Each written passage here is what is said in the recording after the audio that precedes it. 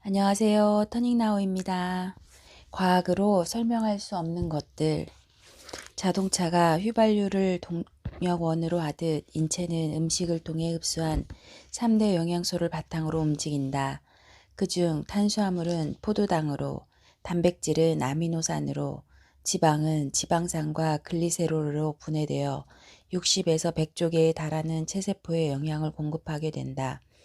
사람이 배가 고프면 짜증이 나고 초조해지는데 이는 뇌세포에 포도당이 공급되지 않고 있다는 증거다. 뇌는 체내 당분의 약 50%를 소비할 만큼 에너지 소모가 많은 기관이다. 우리 몸은 짜증을 유발함으로써 당분을 섭취하도록 유도하는 것이다. 스트레스를 받을 때 단 것을 먹으면 기분이 가라앉는 것도 당분이 뇌의 진정작용을 돕기 때문이다. 이처럼 탄수화물은 인체 대사에 있어 중요한 에너지원으로 쓰이는데 신체 기능을 유지하고 남은 분량은 지방으로 축적되어 만약의 상황에 대비하게 된다. 에너지 보존은 모든 만물의 기본적인 욕망이다. 숲속 다람쥐도 겨울을 대비해서 땅을 파고 도토리를 묻어둔다. 문제는 과다한 축적이다. 이제까지 지구상에 존재하는 모든 생명체는 지방을 과다 축적할 필요가 없었다. 아니, 이유가 없었다. 지구의 생태계는 약육강식의 지배를 받아왔다. 거북새끼는 알에서 깨어나자마자 바다로 가는데 기다렸다는 듯 갈매기나 물고기 떼가 나타나 잡아먹는다. 살아남은 극히 일부만이 종족을 보존하게 된다. 자연계의 순리란 이런 것이다. 도망 다니느라 바쁜데 한가하게 앉아 영양을 보충할 틈이 있겠는가. 인간의 역사도 마찬가지다. 일찍이 홉스는 주저인 리바이어던을 통해 인간은 본능적으로 경쟁을 지향한다고 했다. 과도한 경쟁으로 인해 인간 사회는 시비, 싸움, 전쟁이 그칠 날이 없었다. 이런 상황에서 굶주림은 자연스러운 것이다. 홉스는 이를 극복하기 위해 법으로서 평화를 유지해야 한다고 했다. 인류는 법이 없었다면 동물들처럼 서로 잡아먹기 위해 매일 싸움을 벌였을지도 모른다.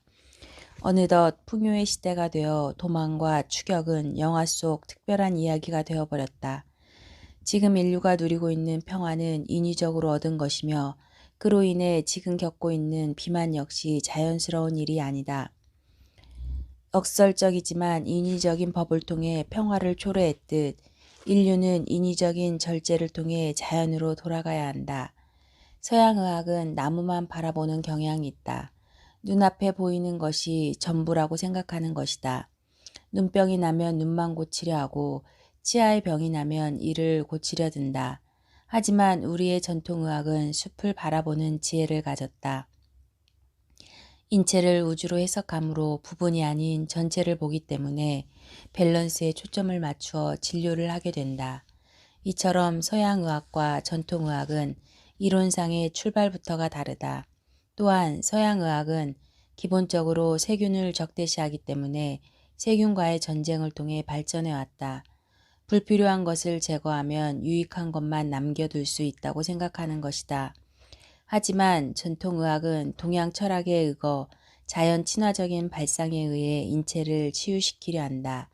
인체 정화의 기본은 전통 한의학의 메커니즘을 따른다. 물론 한의학에도 문제점이 있다. 전통적으로 한의학은 비방, 비책에 의존하기 때문에 표준화가 어렵다. 자기만의 노하우에 함몰되어 있다고 할까? 오픈하려고 하지 않기 때문에 시스템화가 어렵다. 이런 단점을 지향한다면 우리의 전통의학은 세상에서 가장 우수한 치유법으로 각광받게 될 것이다. 다시 원래 이야기로 돌아가서 이제까지 인류는 포도당을 지방으로 변화시킬 필요성은 겪었지만 지방을 포도당으로 변화시킬 필요성은 한 번도 겪지 않았다.